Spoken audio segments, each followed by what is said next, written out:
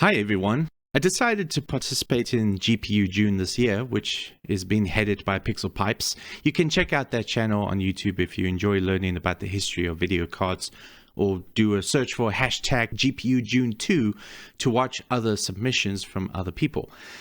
Undoubtedly, there will be many people that will upload their own videos for GPU June. In fact, there have already been so many while I'm writing this. But I imagine that many do tend to focus more on maybe one graphics card, or they like to showcase iconic graphics cards throughout the year, some high-end stuff, maybe even some extremely rare products. But this video will purely focus on GPUs that I felt were best for people with smaller budgets. And many of these cards were either a little older but very affordable, or even brand new while still being affordable, at least for their time. I'll be focusing on NVIDIA cards for this video because I really don't own much else, since I'm not a collector, but am literally showing the stuff that I actually had when I was a kid. The era that I will be focusing will be between the years of 1999 to 2009. Probably the most interesting 10 years in GPU history, which is appropriate because the first card we are going to be looking at is this. Don't mind the custom cooler, I added it to keep this in working order because this is very special to me for being my first high-end 3D accelerator ever. This card has been described as being the very first GPU ever to exist, which also marks the beginning of the Geforce brand. If you are thinking the Geforce 256, you are right. But wait a sec, aren't we going to be discussing low-end or mid-range cards? Not strictly. To clarify, the theme for this video is budget video cards. Although the Geforce 256 came out in October of 1999, I actually got this card sort of secondhand in February of 2001. I live in South Africa, and the PC market here back then was booming to the point that relatively high-end machines actually were priced very competitively. Originally selling for $179 at launch, this card in 2001 cost me 700 Rand, which is 90 US dollars, which makes it 146 in 2022 currency. Not too shabby. That is 50% of MSRP. So how did I get it so cheap? I believe there were several reasons, and many of these methods of finding good deals still applies today, especially now that prices for new or used cards have finally dropped. So how I got this at such a good price is, I believe this card was either a display or demo piece at a PC retailer or some other supplier, or perhaps a daily driver for one of the employees. Their inventory needed refreshing, and I knew a guy that had connections since he, at the time, was involved in sales of PC parts. Really, I was very lucky in terms of my timing and the people I happened to know. But it's not like I had limited options. I could have gotten an earlier model such as a Riva TNT2, which I would have been perfectly fine with. But another person that worked with the seller told me that the Geforce was newer than the TNT2, and back then a newer gaming card was almost guaranteed to be faster. It wasn't like now when a GTX 1080 or 1080 Ti is similar or even more powerful in performance to the newer RTX 2070 or even the 3060 in terms of rasterization rendering. Has anyone ever called it raster render? Whatever. Another reason why this card was very affordable is because of its age. Sure, it was only 17 months old at that point. I mean, imagine being able to purchase an RTX 3080 today for half the price, if only. But back then, technological progress was so rapid that a 3 or 4 year old PC was considered outdated. At the time, I had a Pentium 3 clocked at 650 megahertz with 64 megs of RAM, so a still somewhat capable machine for the time. Now, this card was the very first Geforce 256 with the single data rate or SDR memory, which back in 2001 was not as valuable as the newer double data rate or DDR variant. The Geforce 2 was also already out by this point, with the Geforce 3 just around the corner. But hey, what can I say? I was poor. The 256 was more than capable of handling stuff from the late 90s like Need for Speed 3, Quake 2, even Quake 3 Arena ran above 60 FPS at max graphical settings at 640 by 480, which does sound like a really low resolution, but actually when you are using a 15-inch CRT, 640 by 480 looked perfectly fine. But if you didn't mind reducing quality, it totally could handle 1024 by 768 or even higher. But games that were coming out in 2001 still ran really well on the 256. Titles such as Max Payne, Serious Sam, and one of my favorites, Oni. So getting secondhand cards was a very effective way of paying less, and that really worked out for me. But really, that's mostly because back then, hardware became obsolete a lot quicker, which is why I got another card in the following year for our other PC when my family and I moved to the US. I could have gotten myself another second-hand card for a low price, maybe a Geforce 2 GTS, but in 2002 I opted for the brand new Geforce 4 MX420. This card gets a lot of bad rap from people because back then, if you were buying a new Geforce 4, you kind of expected it to be faster than the previous model, the Geforce 3, which it wasn't. It was quite a bit slower. But the thing is, I really don't know what people were expecting. The price was much, much lower at $99, way lower than the Geforce 3, which was still being sold new. Although the far more powerful Geforce 4 Ti models was actually what most of us gamers wanted to buy. My dad's bank account, however, didn't agree with that choice. Again, I was a kid back then. Unlike the 256, mid to low end cards were passively cooled. Again, this is actually not the original heatsink because it still got really hot, so I decided to put on a bigger heatsink, which was taken from a faulty motherboard, and it actually did help a little. But to be safe, it is better to put on a fan, since many of these cards did in fact have a fan header to plug into. But in 2003, we moved from the US back to South Africa, and most of our belongings had to be in storage until we moved into a larger house. And unfortunately, due to my absent-mindedness, I forgot to retrieve my PC with the MX420. And since it cost a lot of money to get the shipping company to unpack the cargo hold again in order to retrieve my PC, it was actually more economical to just buy a new card for the family computer, which fortunately was a Pentium 4, so more powerful than my Pentium 3. And even though it was a family computer, I mostly used it anyway. So I got the MX440, and yes, I know, not much of a difference, but I was actually going to move to England for 2 years the very next year. So I didn't want to spend a lot of money because I wasn't going to take a PC with me. I just needed something to help me play the same games I was playing on my MX420. Such as Need for Speed Hot Pursuit 2, or Need for Speed Underground, Star Wars, Jedi Outcast, and the very first Call of Duty. Some people say there were big differences between these cards, but really it wasn't that big of a difference, especially if you had the DDR variant. But again, I didn't play games at very high resolutions, usually around 800 by 600, and the 420 could totally handle those resolutions. So why did I get a new 440? Because even though second-hand Geforce 2 cards could be bought for similar prices, they were actually inferior in several ways. The Geforce 2 cards from the GTS to the Ultra usually didn't run games as fast as the 440, especially at higher resolutions. That, plus the Geforce 4 MX line being compatible with much newer drivers that came with better features, which in many cases made games run a little faster, at least according to my experience. This MX440 has 64 megs of VRAM, but you could also get a 128 meg variant, and more memory can help with additional performance with games that use higher res textures. On a side note, for anyone wanting to build the ultimate Windows 98 gaming machine, I would actually recommend the Geforce 4 MX line. Today, they're cheap, reliable, they run cooler, use less power, and they're more easy to find on eBay and other sites. Sure, if you have the money, you can get yourself a Voodoo 3, a Voodoo 5, a Geforce 256, or a Geforce 2, but other than the historical and cultural significance of those cards, they really aren't any better than a Geforce 4 MX card.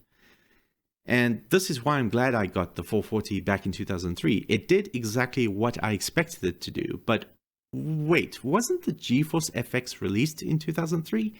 Yes, but when a low-end Geforce 4 can compete with a low-end Geforce FX and even some mid-range Geforce FX that costs more, Needless to say, it absolutely wasn't worth it. I don't think the GeForce 4 MX line deserves the hate, even the very affordable MX 420, but the FX line absolutely did. In 2004, I didn't have a PC during my stay in England, but if I did, I probably would have gone for a second-hand GeForce 4 Ti. But if it was a new card that was relatively affordable, it would actually be quite difficult to recommend NVIDIA, to be honest. ATI's Radeon line during the GeForce FX all the way through to the 7 series were just simply better in my opinion, especially for those with a limited budget. Oh sure, the GeForce 6 series was great, specifically the 6600. This particular 6600 was a pretty good card for the price. However, a lot of people seem to be way more impressed than it deserves, probably because a lot of people would confuse this with the 6600 GT. Okay, so what kind of 6600 is this? Just 6600, no GS, no MX, nothing to distinguish it from the GT, but this is still a great option. It's just that its hype was riding on the success of the GT, which was roughly 30% faster, or maybe even more depending on the game. This is a far cry from something like the GeForce 3 versus the GeForce 3 Ti variants, which all had similar capabilities. The 6 series' naming conventions, in contrast, unfortunately, was very confusing. And it gets worse because there was also the 6600 LE and the VE, which were somehow even slower by a rather large margin. In fact, the LE specifically was so slow that the GeForce 6500 was better in many ways because some games would run on the LE a third of the speed of the 6600 GT. Why are they all called 6600? They could have made the non-GT models part of the 65, 64, or even 6300 line, but no. Did you know there was never a 64 or 6300? NVIDIA could have used those numbers. This not only was a problem with all 6600s, but also all 6800s. I feel sorry for the guy that got the 6800 LE thinking he was going to get performance similar to the 6800 GT or the Ultra. In 2006, when I got back from England and then wanted to get back into PC gaming, the GeForce 7 and 8 were already on the market. So I got the 7600 GS because even with the presence of the 8 series, the 7800 was still expensive. The GS isn't a whole lot slower than the 7600 GT, so still a pretty good product. Now, I cannot show this card because it got fried. Bear in mind, this is in the 2000s during the dreaded capacitor plague, but that's not what killed this card. You see, all single slot coolers, especially the blower style coolers, were no longer reliably effective. Back then, PC cases just didn't have very good airflow. And at this point, cards were getting really hot. And even the humble 7600 line was always so close to the red line, especially with the kind of summers we experienced here in South Africa. All it took was for some dust to get stuck inside the vents of the cooler, making it less effective. And that's when you start to smell something burning. That being said, the 7600 was much better than the 6600 in every way possible. Obviously, it was faster, but for one, all 7600s were similar in performance and weren't so extremely varied and confusing like the many different kinds of 6600s. This is because, amazingly, NVIDIA realized that slower cards should use different numbers entirely, such as 75, 73, and 7200 to better suit their performance capabilities. Wow, who would have thought that would make things easier for everyone? This was a transitional time for me. It's then I realized that I have to do more to keep cards cooler. Better case designs, more case fans needed. It was a hard lesson to learn. Between the slow FX series, the misleading and confusing 6 series, and the 7 series that sometimes had inadequate cooling, needless to say, this was the dark ages for an NVIDIA PC budget gamer. Manufacturers knew about this overheating problem, so 2-slot coolers were becoming more common. In fact, this was when GPU heatsinks started to become as large as the card itself. After the 7600GS went up in smoke, there was a clearance on a 6800 that I could get, which would make it faster and better than the 7600, but luck would have it, it ended up being faulty. At this point, I could have gotten the 8600 GT, and later I did. However, not for my main system. But let's save that for later and keep talking about the 8600 while we're on the subject. These were great cards. They ran cooler than the 7600s, but still ran relatively efficient. That power requirements were still low enough to not worry about having anything better than a stock PSU or additional power connectors. But remember the capacitor plague? This model did indeed suffer from bad capacitors, but a family member of mine sent this card to get repaired for almost no extra cost. I think I only had to pay for the new capacitors, and it's been working ever since. Even though this had a gig of VRAM, this one, however, that came with only 256 megabytes was actually faster due to this model being slightly overclocked. It even has a switch at the back to overclock further, so this card ended up being better even with less VRAM. Usually I would be okay with a card like this, but this was during the Xbox 360 and PS3 days when most popular games were being made for those systems before being ported to PC, and because consoles were just way more efficient at doing the very thing they were specifically designed to do, most PC ports of that era kind of ran poorly on the 8600 GT. However, remember I said that I didn't get the 8600 first during this time? No, in late 2007, a miracle happened. Again, this is not the stock cooler. What I have here was my longest running daily driver ever, the Geforce 8800 GT. Here is the old cooler, more on that later.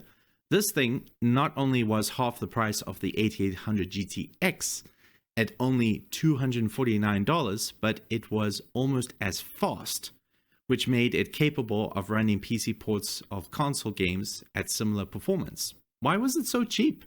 There's a lot of theories out there, but I believe it's because it was experimental.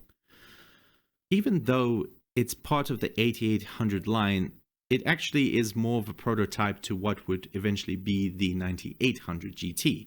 At heart, it's a GeForce 9 card.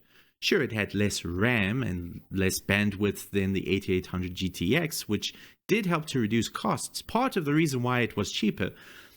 But because it was about a year and a half newer than the GTX with a new 65 nanometer GPU, with the former being 90 nanometers, was a huge leap in technology. The GT could do more with less. But surely this is too good to be true, right? Kinda. It being a rather experimental card, testing the waters before NVIDIA betted the farm on the 9 series. For starters, it was the first to run on PCIe 2.0. Only 2.0, not 1.0, not even 1.1. Motherboards with PCIe 2.0 cost more. Okay, now it's starting to make sense. 2.0 Intel boards were expensive, but AMD not so much. I got what was at the time the fastest dual-core AMD CPU, the Athlon 64 X2 6400 Plus. Too bad that thing ran stupidly hot, and this time my case wasn't to blame like what happened to my suffocating 7600.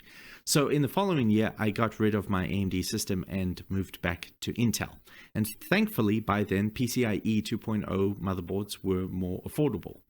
And yes, I am aware that NVIDIA offered a firmware upgrade later that year that allowed you to flash the BIOS of your 8800 GT to get it to work on first generation PCIe motherboards, but quite frankly, the risk of bricking your GPU was higher back then if anything were to go wrong, especially for me since power outages is pretty common here in South Africa. But no worries, I found an affordable PCIe 2.0 board, and that machine with this card was amazing. And I don't know if we would ever get such an amazing deal like this ever again for a modern high-end GPU. This would last me for many years, but I still had a perfectly fine Intel board that only had a PCIe 1.1 slot that wasn't being used. So not too long after, I decided to get this second-hand 9800 GT, which this time was PCIe 1.1 compatible. So this is, in my opinion, the true identity of the 8800 GT. Not a single thing was different about these two cards, except this is passively cooled, so this needed to be put in a case with more vents and bigger fans. I purely got this card for my sister and her husband because at the time they were using one of my 8600 GTs, and remember how most PC games were console ports, so yeah, they needed this card badly. Eventually you were able to get 1 gig variants of the 9800 GT. Come to think of it, I think this has a gig instead of the original 512 megabytes. But because the 8800 GT was a little more high maintenance, I decided to simply keep this card rather than dump some of those problems on them, and this had everything to do with the cooler. You see, long before I even got the 9800, I noticed the 8800 GT was getting hotter as the months went by, even though the GTX and other similar cards that needed double-slotted coolers to be reliable. It seems like Nvidia was maybe a little too optimistic of how much cooler the GT ran, which it did, but I really don't think a single slot blower was enough. After my traumatic experience with the 7600, I would be in a constant state of paranoia and kept monitoring the temps of my PC, and this is when I noticed the slow increase in temps. This is because these vents are so fine and narrow, it was easy for dust to get stuck inside. And because it was a completely sealed heatsink, you couldn't get inside to clean it out. So I got myself this really cheap open fan solution that actually ended up being extremely reliable and very effective with its dual fans and open fin design that allowed for not only better airflow, but also was super easy to clean. After all that is said and done, this card, even with the cost of a second-gen PCIe board and third-party cooler, still saved me a lot of money. And at the end of this turbulent but still amazing decade of NVIDIA GPUs, for the budget gamer, the 8800 was the greatest thing that NVIDIA ever released. Thank you all for watching, and until next time.